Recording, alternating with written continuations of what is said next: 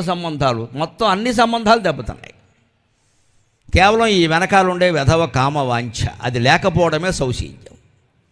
సౌశీల్యమునకు ఈ ప్రశాంతిశాలి బిడారు. ఎవరిలో సౌశీల్యం ఉంటుందో, ఎవరు తన జీవితం అంతా ఒకే స్త్రీకి ఏ పురుషుడు అంకితమై ఉంటాడో, ఏ స్త్రీ తన జీవితం అంతా ఒకే పురుషునికి అంకితమై ఉంటుందో వాళ్ళ జీవితం ప్రశాంతంగా ఉంటుంది. అనుమానం లేదు. ఎక్కడా అనుమానం వచ్చే అవకాశం కూడా లేదు. అసలు కొంతమందిని గమనించండి అమ్మా, మీరు ఇళ్లలో ఉంటారు, పొరపాటును కూడా ఆ చూపు తేడా ఉండదండి. అసలు అక్కడ నేల మీద ఉంటాయి వారి చూపులంతే. మనిషి తలకెత్తి మొహం కేసి చూడరు అసలు.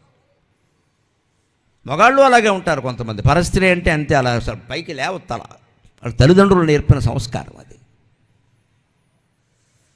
వాళ్ళు మనం సరసం లేని వాళ్ళు అనుకోకూడదమ్మా. సౌశీల్యం ఉన్నవాళ్ళు నమస్కారం చెయ్యాలి వాళ్ళ పాదాలకి. నిజంగా అటువంటి వాళ్ళ వల్ల వానలు కురుస్తాయి. అటువంటి వాళ్ళ వల్ల ఇళ్లలో లక్ష్మీదేవి ఉంటుంది. అనుమానమే లేదు.